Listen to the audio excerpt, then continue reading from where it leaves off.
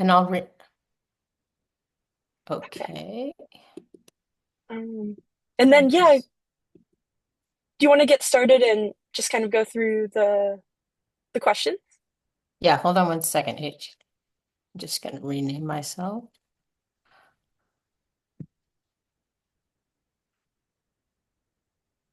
Okay. Yeah, I'm ready. Okay.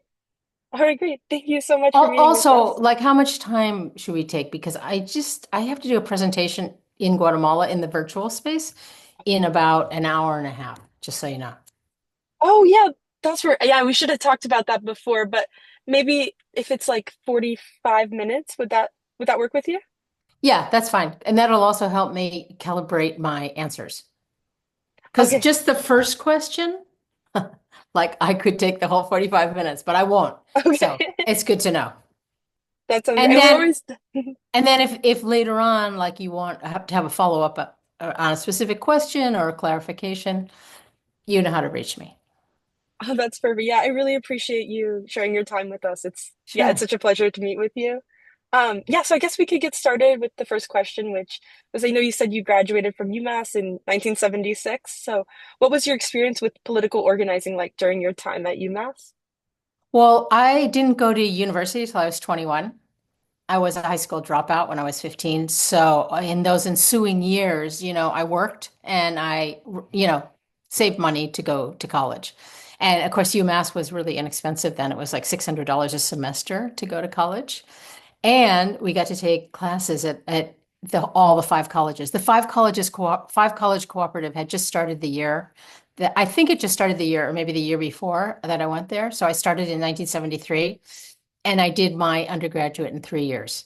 Um, and because I was an older student, for me it was such a privilege to go to college, and it was such a privilege to be able to spend time studying. And there were a lot of older students at UMass then too. I don't know if there still are, but there were a lot of Vietnam vets. There were a lot of people who were going to the public university on the GI Bill. So, and there was real effervescence in the air.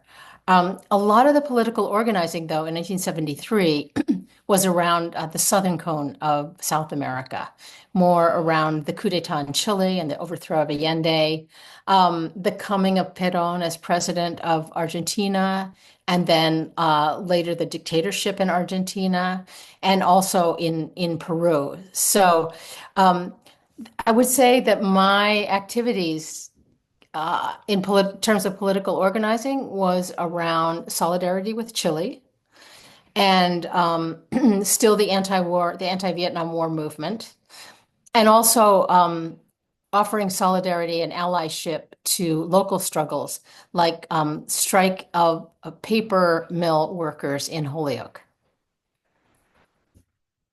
That's really I think I read in some of my while we were doing research for this project a little bit about yeah, students helping out with the strike. So what was that kind of experience like? That was really great because, I had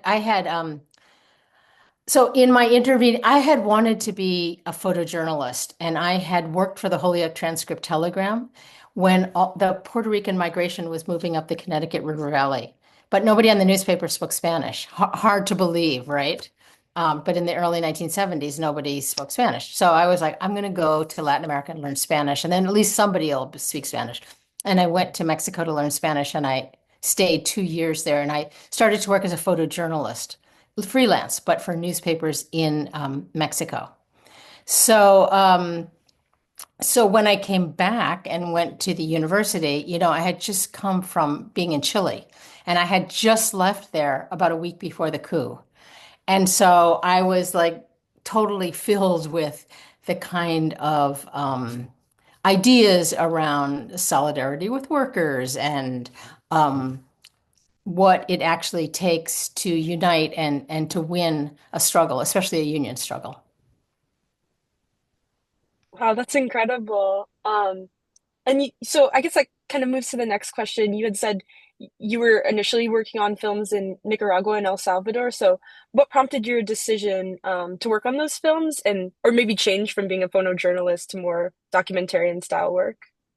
Right. Well, so I went to University of Massachusetts and I did a bachelor's degree with independent concentration, and I studied film and television production and political science. I did a double major. Um, but you could design your own coursework then too, which was great for older students who really, we were focused on what we wanted to do and what kind of training we wanted to get. Um, so when I graduated and I went to New York City and I wanted to be a filmmaker, I was able to start working as a sound recordist, you know, a location sound recordist. And then I started to get a lot of jobs working in Central America, in Nicaragua and El Salvador, as a sound recordist on other people's crews and on news crews. So I saw what was happening in the social movements and the political movements and the guerrilla movements there. And we heard about the war in Guatemala, but it was a really hidden war. It was happening mostly in the highlands. And, there was a lot of disinformation. The official information was disinformation. So it was really hard to understand what was going on. And that was why I went there with Tom Siegel, who co-directed the film with me, to try to investigate the role that the United States played in overthrowing Ottomans in 1954 and then ushering in this legacy of brutal military dictatorships. So that was really the genesis for going to Guatemala. And that was our first film. We got there, nobody would talk to us. We thought we were a total um, disaster, total failures. And then and then we just stayed and started talking to people and built relationships. And even though I went there to make a film about the role of the United States, uh, when I got there, I realized that one of the most interesting and innovative things that was happening was this political alliance between the Mayans in the highlands and the urban middle class in Guatemala City, between the union movement in the city and the cooperative campesino or farmers movement in the countryside. And it was really through filming that I came to understand how to tell the story. But really, the way I came to tell the story was through meeting Rigoberta Menchú, because her story um, weaves the whole film together. Yeah, I thought that was so powerful. And she's such a special person. And maybe could you say a little bit more about like how you met her and what your initial experience was like? Sure. So we had filmed the whole film and we were back in New York and we were editing it and we had all this great footage, but we didn't really have a coherent story. And also it was our first film. It was during wartime. It's really hard in wartime to understand what's going on, and stay safe and keep your crew safe. Um, and so we're in our editing room trying to figure out what's going on. And somebody that we knew knew we were making a film about Guatemala brought her to our studio. She had come to the General Assembly of the United Nations, and our studio was like right across Manhattan on 42nd Street. Um, and at that time, she was 22 years old. She could barely even get a meeting with NGOs, nonprofit organizations at the United Nations. She could not get meetings with delegates or anything, even like sub-delegates or even assistants to delegates. And she came to the office and we started to talk, and I realized she was an incredible person and that she had a both innate and learned leadership qualities. Um, and she was a very good storyteller too. And so she came into our editing room and she looked at all the material because two of her sisters had joined the guerrillas and she wanted to see if she could see them because she hadn't seen them in 2 years. And then she started to tell us her story. And then together we really realized that if she told her story and we intercut it with the sequences that we had already edited, that we would have a really dynamic story.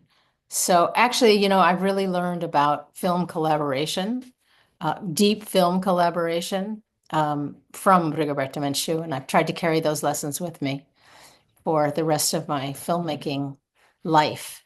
So we took her into a studio in New York and had her speak directly to the camera, and tell her story.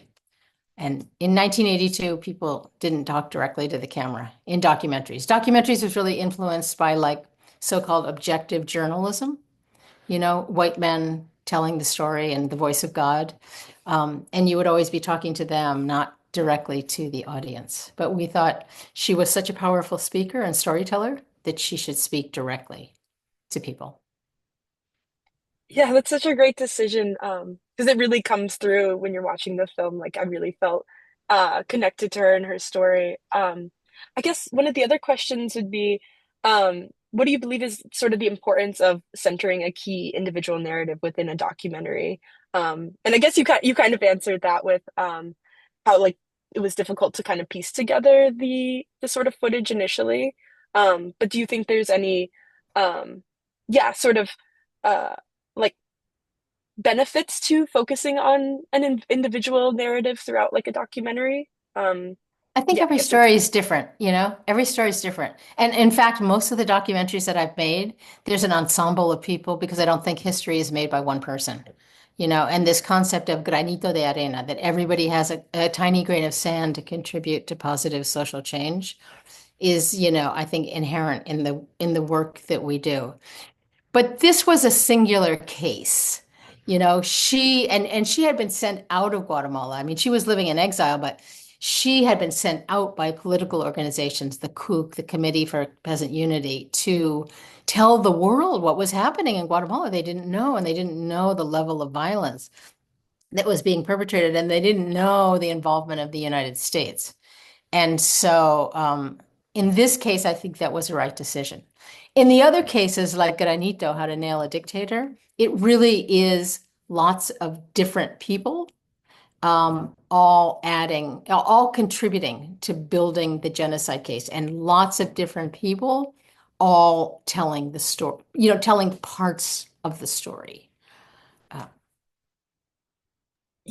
yeah, that was really yeah, amazing. Like yeah, both the films were very I think different in the sort of cast of characters, but I think it really yeah, they were really wonderful.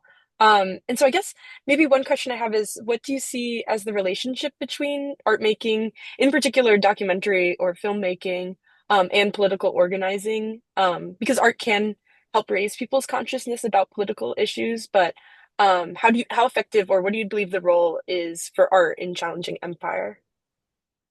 Okay, well, we have this program called Solidarity Labs, where we actually try to teach our model of filmmaking. And our model of filmmaking is to try to create a virtuous cycle between the art of documentary filmmaking and the art of political organizing.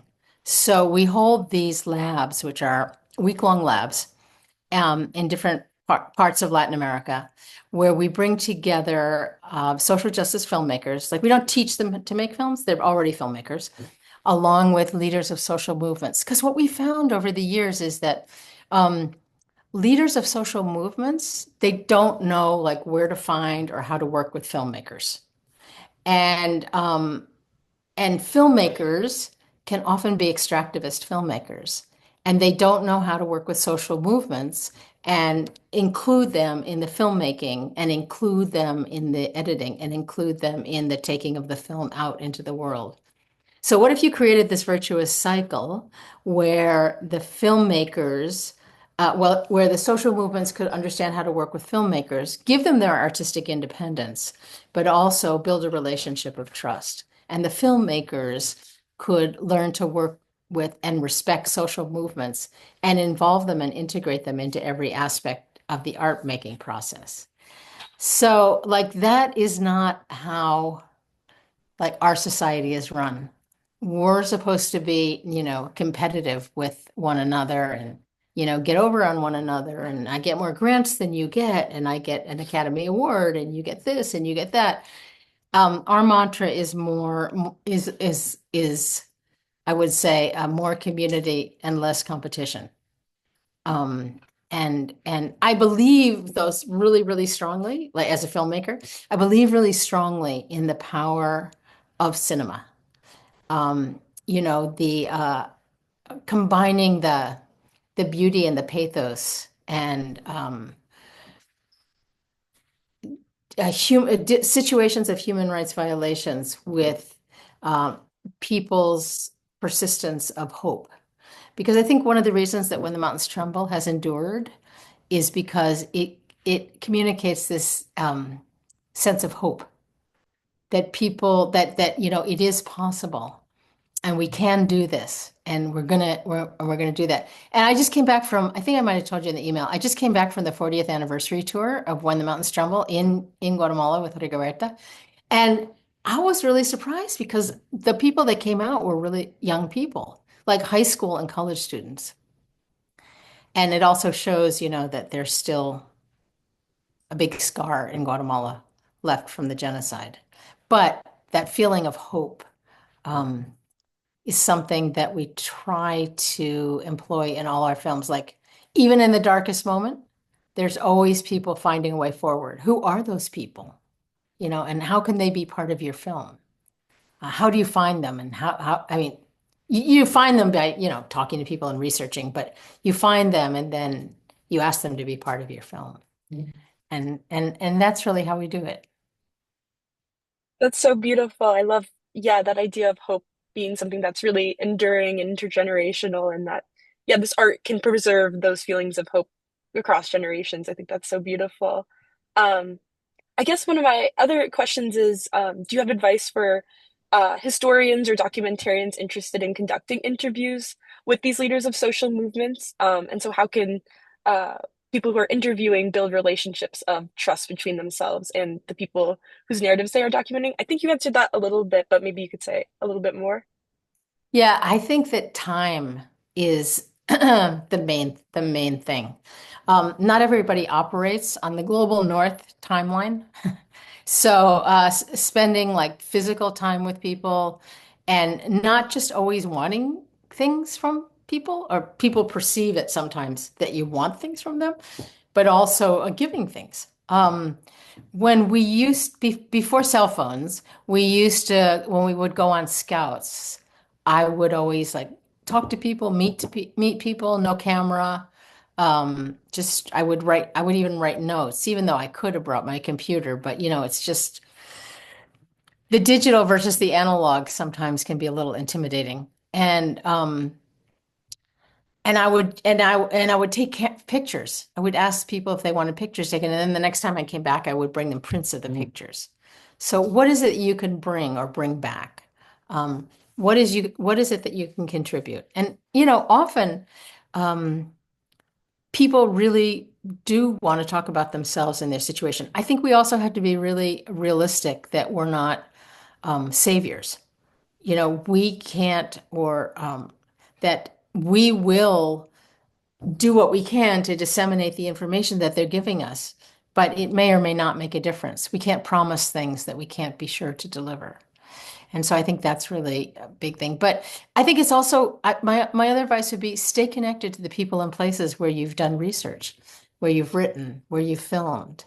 Maybe not always to make another film, but just to stay connected, um, so that people don't feel like you're an extractivist filmmaker or an extractivist academic, and extractivism can be applied to many fields, and I think we want to avoid it.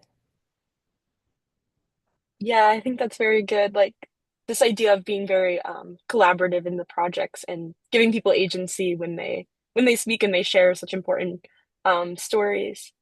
Uh, I think another question that I have, and you spoke a little bit more about this idea of hope, but in the documentary How to Nail a Dictator, you interviewed journalist and international lawyer Naomi Ariza, who helped on your initial documentary, and she mentioned that spending time in Nicaragua with the Sandinistas as well as the guerrillas in Guatemala made her feel like this was a time of hope.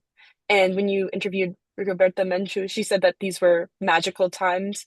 So during your filmmaking, while you were in Guatemala, did you share these same feelings? That this was like a really pivotal time where that was a potentially a turning point where radical change would be possible? I really did, and we really thought we were going to win too.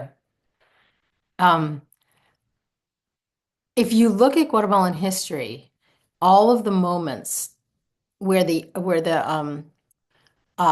indigenous population has come together with the urban dwellers, and there have been like three or four times, including in 2015 which is in our film 500 Years, that's when sort of the doors of possibility are flung open. Like how long we can keep them open and how long before the opposition closes them, is all up to really tactics and strategy of how we conduct the struggle. But um, it in that particular country, because it's a majority indigenous population, unless you have that, um, nothing is really going to happen, or it's not going to make any lasting contribution. And I think the last time that happened was like a year and a half ago when Bernardo Arevalo was elected president. But the opposition was not going to let him take power until the 48 cantones of Totonicapan came down to the capital and basically sat in outside the Congress. And they set up roadblocks all over the country and stopped transport. They stopped any trade from having or passing through Guatemala. And as a result, the opposition had to relent and they had to let him be able to take office. I mean, they're still trying to kick him out and it's still going on, but I'm just saying that was the first time that that indigenous people took on a national struggle that wasn't just an indigenous struggle on that level. So that was big. Yeah, that sounds so powerful. I guess one thing, yeah, thinking about this, these kind of mirror moments in history that feel like a really powerful and hopeful feeling, like a feeling where there could be this radical change in power. It makes me think a little bit about like the contemporary world in the United States today, where I think there's a lot of young people who are interested in organizing and activism, but do feel these strong feelings of like hopelessness or powerlessness. So, Mhm. um, do you have any advice that you would give to UMass students or students in general, young people who wish to practice solidarity with movements in the global South? Do you have any like advice for people who want to organize on that scale today? Yeah, well, first of all, find out as much as you can. Read, learn, talk to people, and try to do it as much interpersonally as you can. Because like, there's a lot we could do. Like, we can sit in our rooms and we can sit in our rooms late into the night and find out information. But unless we have one-on-ones with people, we don't get to exchange information in the same way. Um, I mean, there's often local organizations that you can plug into and find out about and work with. My thing is always like, if you want to do something, find out how to get active. What is the most appropriate route for you to get active? How do you throw yourself into something? Because there's plenty of possibilities. Like I like what are we going to do right now in this country? You know what I mean? And what are students on the campus of UMass going to do like right now, to show their opposition to what's happening? And you could ask that about any struggle that's going on anywhere in the world. I also think that if you're going to work internationally or have solidarity internationally, it's really important to have a critique of your own country. Like, no, what's going on in the country. Know what are the sources and the avenues to power in this country. Who has power and who's wielding power and how are they wielding power? And what is the international panorama so that you can understand kind of what you're getting involved in if you're working internationally. Yeah, I think that's a really good piece of advice. I think, especially now with the sort of virtual world, it can be very easy to kind of not actually talk in person with one another and try to organize in person. It can be very easy to just like kind of stay alone. People call it doom scrolling now, learning more Doom scrolling, about right? yeah, yeah, for sure. But it sounds it's so important to like actually connect with people in your community. I think that's really good advice. Yeah, what kind Um, of organizing is going on at UMass right now? Oh, there's all sorts at different levels. I mean, as a grad student, I'm involved in a lot of like the union organizing, and so we're actually planning some rallies right now to help support like students who are or workers who are like losing funding for their research. We have some Oh, rallies coming great. up. Yeah, because that's a major concern. And then we actually had a Know Your Rights training last week for like immigrant rights Oh, issues. So that's great. something we're trying to do more potential organizing.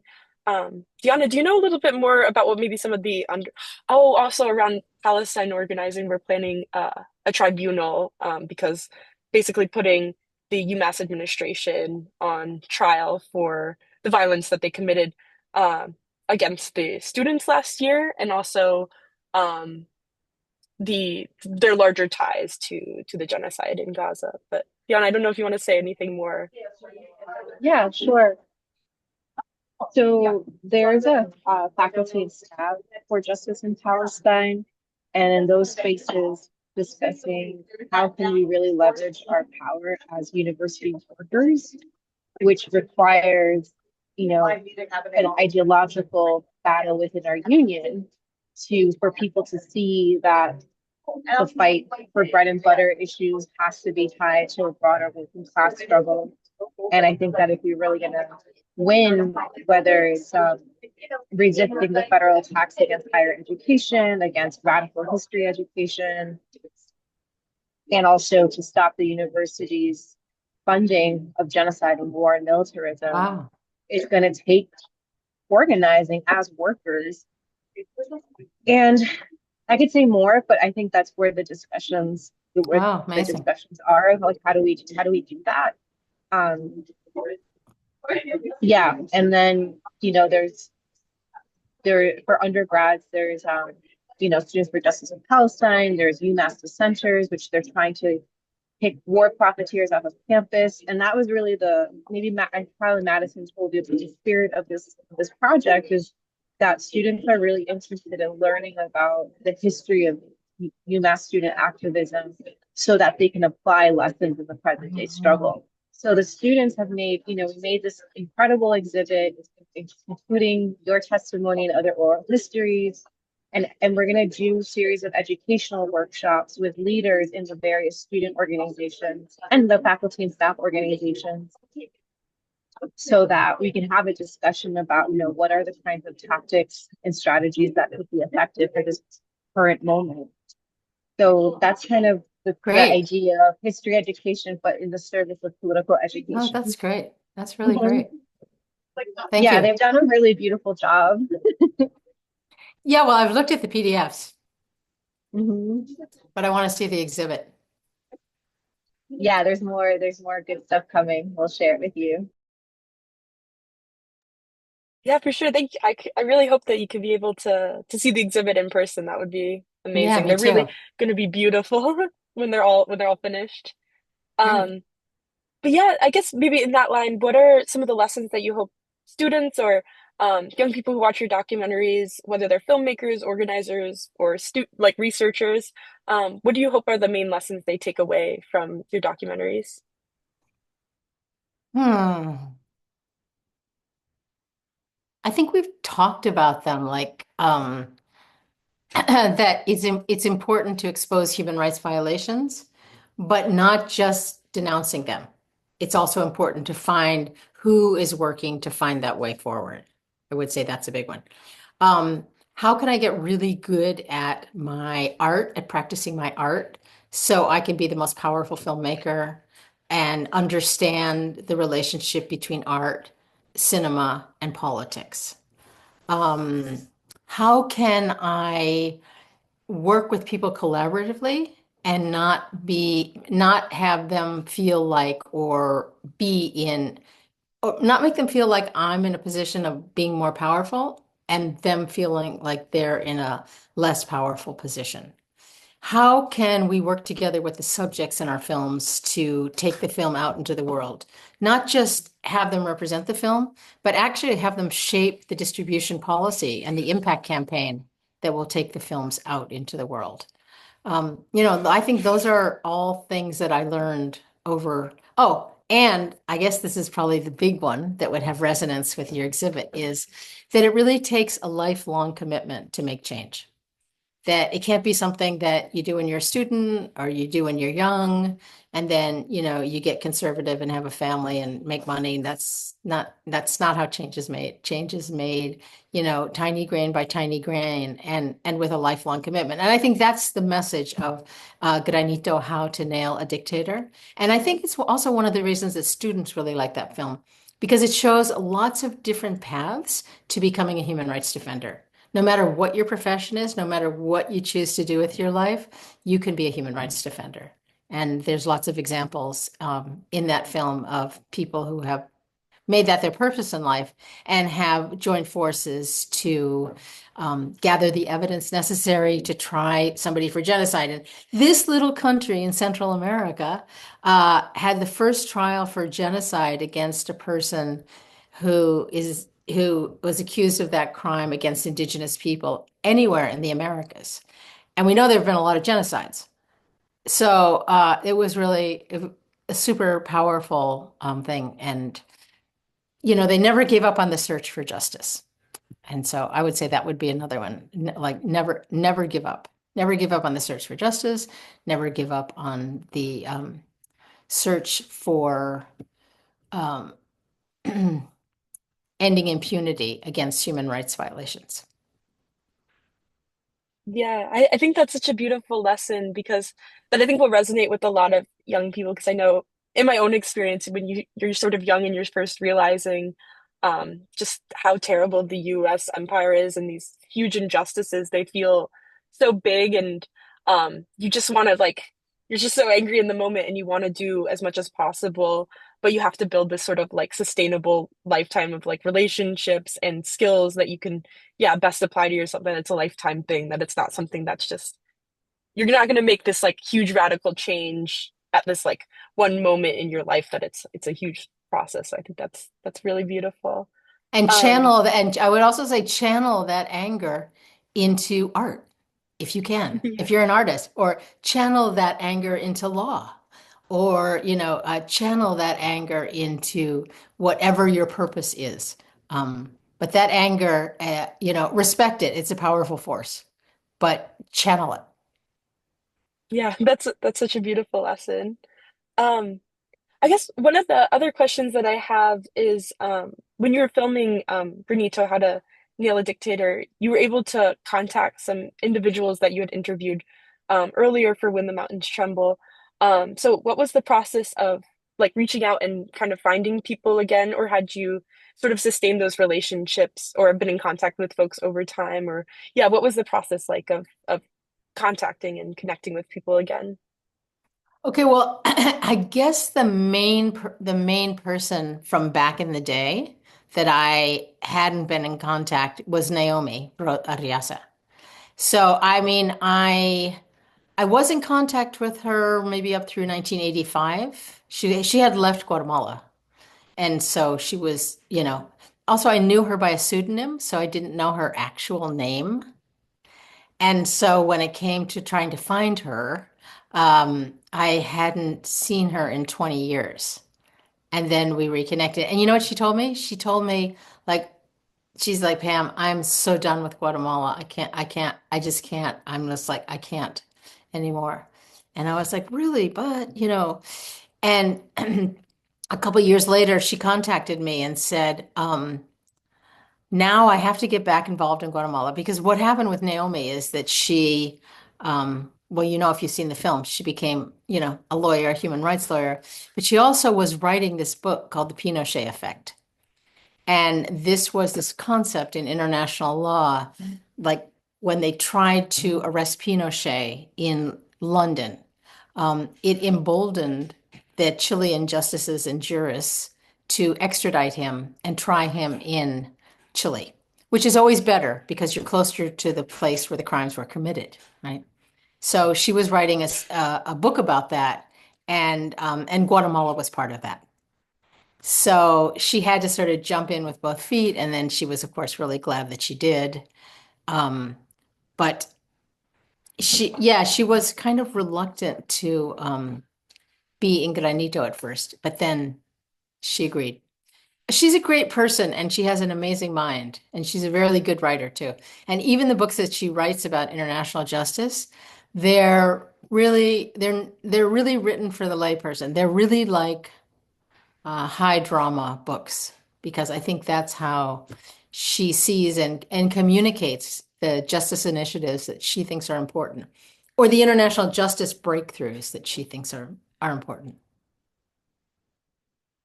Yeah, yeah, that's really special. I'm trying to think What who was else. Well, Rigoberta, like, Mhm. but I have been in touch with Rigoberta the whole, over all the years. I've been in touch with her. I We've was thinking remained as well, friends. I think in the documentary you found I can't remember his name, the man who had shot the helicopter that you were Oh flying in. How did you yeah, find him? forgot about that. Um, okay, so I found him because let's see, how did that happen? Okay, I was asked to tell a story at the Moth. You know the Moth radio hour? Okay, so the Moth is an oral storytelling project. So in the digital age, the Moth groups storytellers around certain themes, and you have to get up in front of an audience and you have 12 minutes to tell a story. No notes or anything. It's about storytelling, right? And a lot of people really like to do it because we're so caught up in the digital world, and this is such a person-to-person analog thing. So I told a story about being shot down in the helicopter. And somebody said in the audience, you should really try to find the shooter. So the next time I went to Guatemala, I tried to find him. But, I didn't even know if he had survived the war because most guerrillas did survive the war. And I went to the head of the opposition, the URNG, which was the combination of all the guerrilla forces when they went legal after the peace accords. And he said, I told him where I was in the country and what happened. And he said, well, I don't know, but you should talk to this guy. And the guy that I talked to was actually the guy who led the sharpshooter squad into the mountains. So I was really lucky that way. That's so incredible. Um, I guess maybe my last question would be, so what was the experience like of rewatching the initial footage? Because I think you had said that you went through, there was a lot of old footage that actually hadn't made it into the documentary, your initial documentary of When the Mountains Trembled. So what was that experience rewatching the initial footage like so many years later, with more awareness of the genocide that had been taking place and yeah, like what were the sort of feelings or emotions that sort of came up while watching the footage? Well, it's really wild to look at footage from a quarter century ago. And I'm in almost every single frame because we were shooting double system then. So the camera and the sound were separate, and the camera had to turn to me doing sound, and I had to give it a slate so that it could sync up with the picture. That was wild too. I think one of the things that struck me is how afraid I looked the whole time. I feel like I looked really afraid. And I was always trying to hide that. But when I looked at the material, I could see that I actually was. At the same time, I felt really exhilarated because I felt like I was in a place, a unique place to be able to tell the story. And it was a responsibility to tell it, that I was in a unique place to get access because a lot of the Guatemalans had tried to get access, but being an American, I had the political cost to kill me would have been much higher than the Guatemalans. So I felt like I needed to take advantage of that. I knew that I needed to take advantage of that. But yeah, I looked and in looking at the material, that gave us the idea that I would tell the story in the first person because you could see that I'm a witness to what's happening. And I didn't want to tell the story in the first person, but I decided to do it to share my ideas and experience as a documentary filmmaker with the next generation of committed documentary filmmakers. So I did. Yeah, I think that was really beautiful that I took away as well. It felt like almost a guide of sorts of like how to or like really speaking to people who create documentary filmmaking as well. I don't know if I mentioned, but I'm actually in New York right now helping one of my friends who's a documentary filmmaker, and Oh, we're really? developing these, yeah, we're developing these old like sides of film that her uncle had took when he traveled different places. And she's making like a Oh, documentary about it. So we've mostly just been like developing and scanning this really old film that hasn't been looked at in a long time. wow. What format is it? It's oh, I'm not the most. She's actually much savvier with. I think it's just regular 35 millimeter film. Oh, It's not. wow. It's just photos, Oh, okay. not like film, but like photography film. Yeah, yeah, yeah. Sounds fascinating. Yeah, it's been really exciting, but yeah. So I felt like Granito had so many good like lessons for filmmakers and like what the kind of experience of creating a film like or a documentary like this and how much it transformed and changed your life, which was I think really special. Um, Yeah.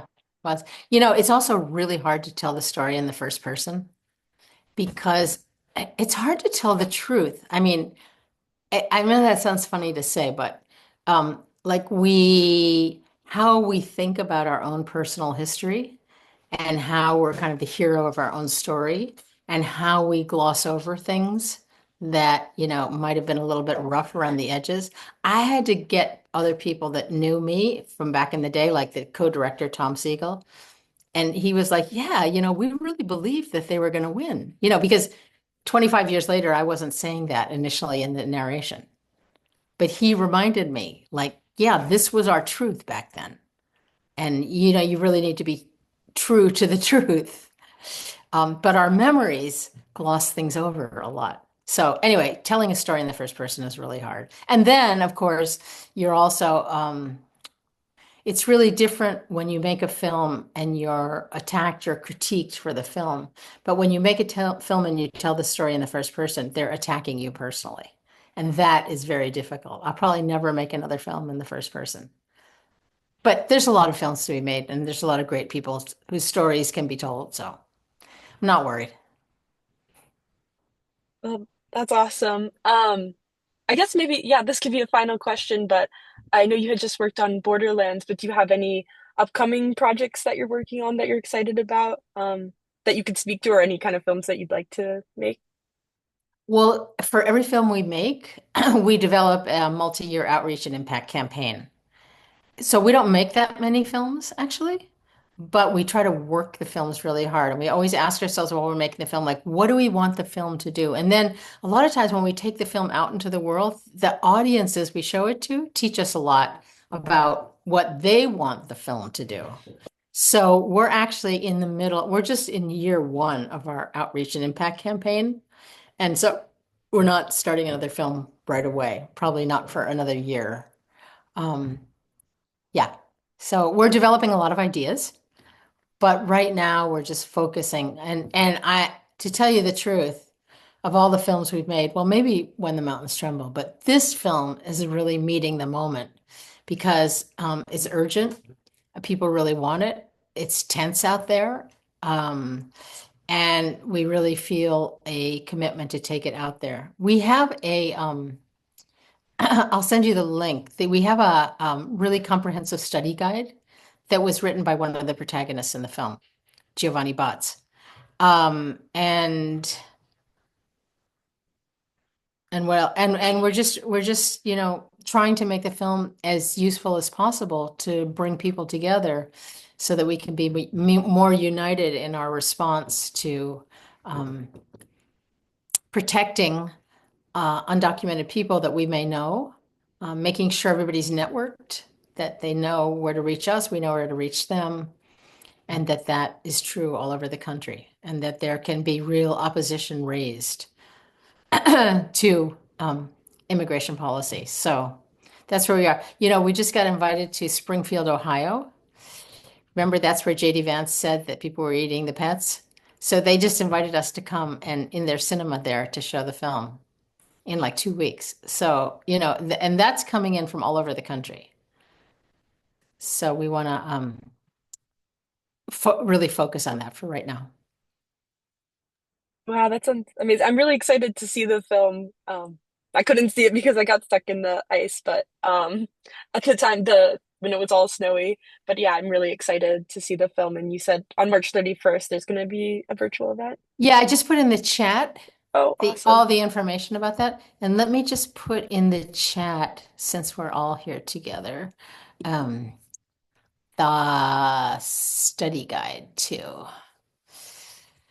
cinema.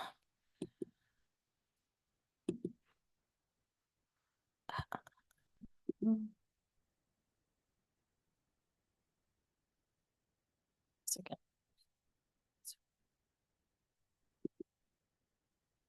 Okay.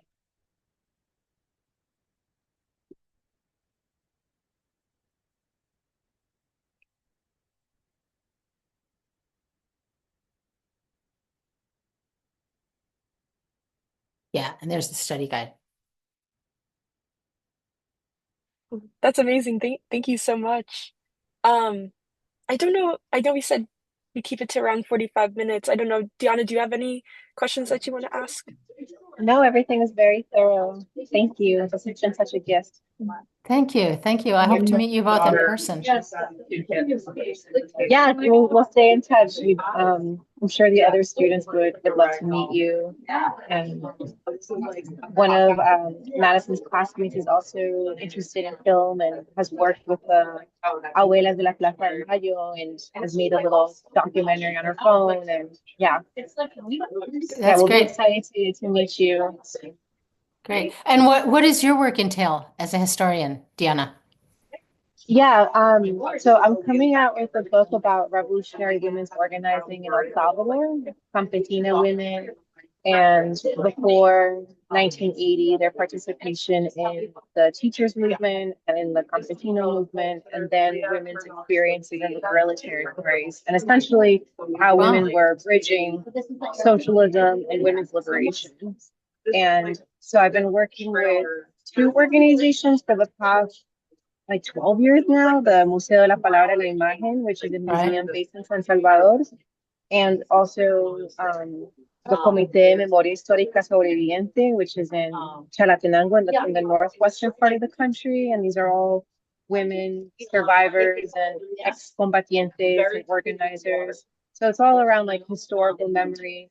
So I'm excited that, I've been working on this book for a long time and in the process now of getting it translated, or it is translated into Spanish, we're polishing it. We're going to do an exhibit and then hopefully do maybe like a podcast series. I was in El Salvador in January talking with the comité and like they're really excited about, they want the book, but they also want obviously to translate it in many mediums. And so that's what we've been exploring next after this exhibit, and to do political education workshops and to have it travel throughout the countryside. Want to see if we could do like a podcast series to really bring the history to life. Since so many people, especially younger people, engage in history through podcasts. So that's and also so because so many people don't know the history, and they're always the history is being erased, but also sometimes intentionally we're being told that like it didn't really mean anything. It wasn't really effective. It didn't mean anything, and look, and it's come to nothing. You know what I mean? So these things are so important. Yeah, especially with the political situation with Bukele in El Salvador. Right. And so, so much of what he's been able to do is based on collective erasure. And his popularity, I think, is in part rooted in his lack of understanding of what was the struggle about. So yeah, I'll share that with you. Great. Too. Stay in touch. Yeah, I'll share you some animations and some films and digital history projects I've worked on that are in Spanish too, in case you want to share them with any comrades for their political work. That's like where my heart and soul is, like the intersection of history and political education. Right. But thank you again for your time. Really you're welcome. You. Good talking to both of you. Thanks a lot for the insightful questions, Madison. Yeah, thank you so much. And Leah also lives. Okay. Thank you. It's Take been care. such a privilege. Take care. Yeah, best of luck with your next talk. Okay, thank you. Thanks. Best of luck.